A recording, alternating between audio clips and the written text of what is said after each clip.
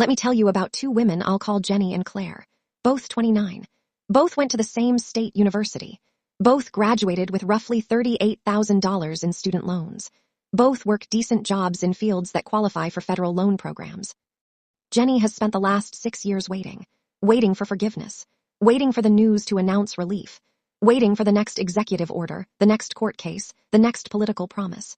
She has made minimum payments when required and otherwise put her financial planning on pause, assuming the debt will eventually disappear. Claire stopped waiting in year 2. She assumed forgiveness might never come, built her entire financial plan as if she would have to pay every dollar back, and aggressively paid down her loans while also investing on the side. Today, Jenny still owes $31,000. The forgiveness she was counting on never fully materialized in the form she expected. Claire owes $4,000 and has $22,000 invested. Same debt, same starting point. One difference, what each of them assumed about the future. My name is Nick, and today we are talking about the student loan forgiveness myth. Not whether forgiveness is good policy, not the politics of it. The financial reality of betting your future on a policy outcome that has been promised, delayed, litigated, and partially reversed more times than almost any other financial topic in recent American history. Let's go. The actual track record of student loan forgiveness. Here is what has actually happened, not what people remember happening. In 2022, broad student loan forgiveness of up to $20,000 per borrower was announced. It was immediately challenged in court. In June 2023, the Supreme Court struck it down in a 6-3 decision, ruling the administration did not have the authority to cancel debt at that scale without explicit congressional approval. Following that, several alternative relief programs were attempted. Income-driven repayment adjustments, the SAVE plan, various forgiveness programs aimed at narrower categories of borrowers. Several of these have also faced legal challenges, injunctions, and partial rollbacks. As of 2026, the legal and political status of broad-based forgiveness remains contested, with portions implemented, portions blocked, and portions still working through federal courts. Here is the pattern worth noticing. Every major attempt at broad forgiveness has either been blocked entirely, reduced in scope, delayed for years, or made conditional on circumstances outside any individual borrower's control. Not because forgiveness is impossible, because the legal and political mechanism for delivering it at scale has proven extremely difficult to execute durably. This is not a statement about whether forgiveness should happen. It is a statement about reliability. If you are building a financial plan around an outcome that has a multi-year track record of being announced, challenged, and partially reversed, you are building your plan on the least reliable variable available to you. The actual programs that do work, and their real limitations.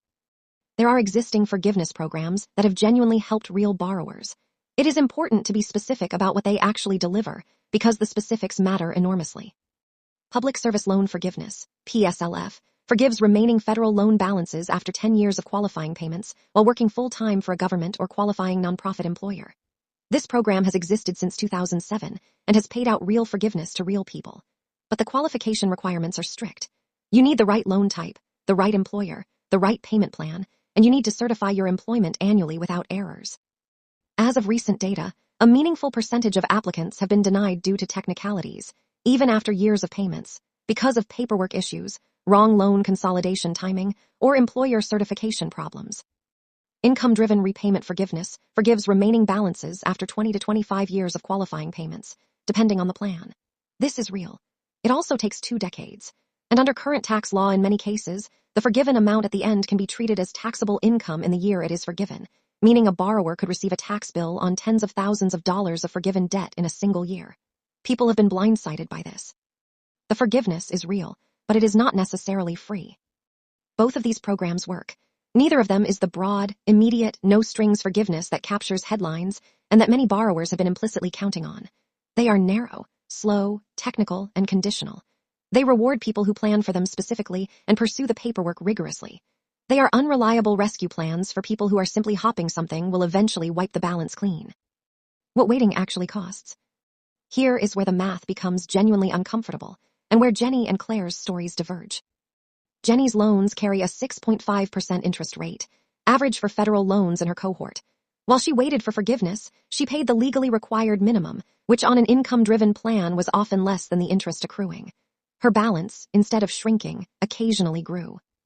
Over 6 years, despite making payments, she still owes $31,000, nearly what she started with. because minimum payments under several income-driven plans do not always cover the interest that accrues. Claire assumed no forgiveness was coming. She built a plan around the loan actually existing for its full term. She paid more than the minimum every month, targeting the loan aggressively in years 1 through 4. By year 4, her balance was down to $9,000. At that point, she shifted strategy, paid the remaining balance down to $4,000, and redirected the extra payment capacity into an index fund. That redirected money, invested for 2 years at an average market return, has grown to roughly $22,000 combined with her contributions. The difference between Jenny and Claire is not luck. It is not income. It is not even discipline in the way people usually mean it. It is what each of them assumed about an uncertain future policy outcome and how that assumption shaped every financial decision underneath it. Jenny is not behind because she made bad choices. She made a reasonable bet that a widely discussed policy might materialize. The bet did not pay off the way she expected. Claire made the opposite bet and built financial resilience regardless of what Washington eventually decided. What this means for your own decisions. Here is the principle that applies whether you have student loans or not, because this is really a lesson about how to make financial decisions under policy uncertainty. Never build your core financial plan around an outcome you do not control and cannot predict with confidence. This applies to forgiveness.